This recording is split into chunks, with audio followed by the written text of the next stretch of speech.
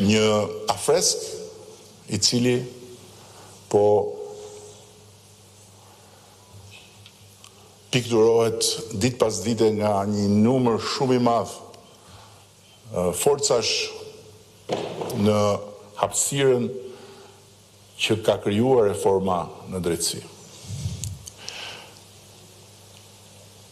Arsyeja pse sfida është kaq e jashtëzakonshme dhe njëkohësisht kaq madhështore në historinë e vendit tonë është pikërisht sepse ndërtimi I institucioneve është diçka krejt tjetër nga përpjekjet e politikës, të vendimarrjes, të përfaqësuesve, të grupeve të interesit për të konceptuar dhe për të realizuar hartën e veprimeve.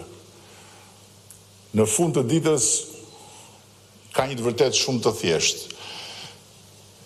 Njerëzit nuk korruptojnë dot një sistem, ndërsa sistemet nëse nuk janë të ndërtuara mbi bazën e institucioneve që garantojnë sundimin e ligjit, korruptojnë këdo. Unë kam sjell dikur një shembull dhe po e risjell këtu, kur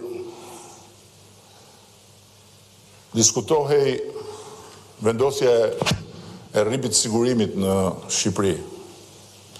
Vendosja e rripit sigurimit në trafik ishte diçka jashtëzakonisht e vështirë për t'u perceptuar nga shqiptarët. Dhe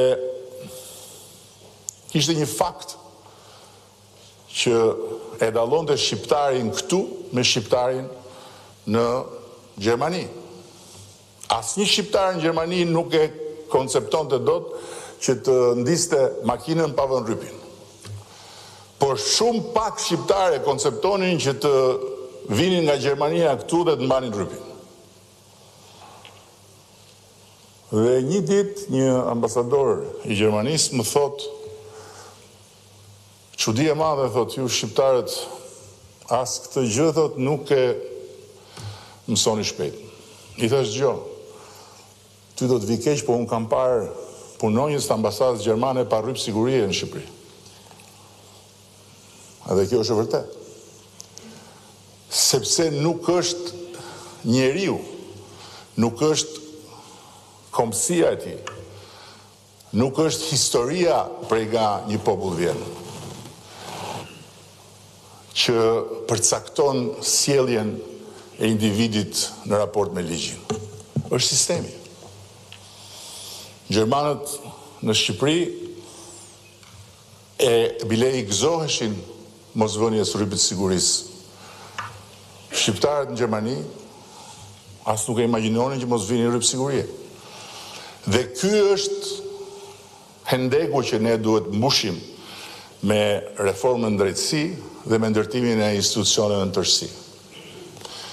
Krijimi I një sistemi që e bën pastaj të pamundur arbitraritetin, I cili edhe sot që flasim është I kudondodhur në sistemin ton shtetëror, përfshirë edhe sistemin e drejtësisë, dhe e bën të pamundur krijimin e niveleve të ndryshme në raport me kërkesën e ligjit. Ne jemi në këtë sfidë plotësisht vendosur që të mos lejojmë që të ketë kthim mbrapa.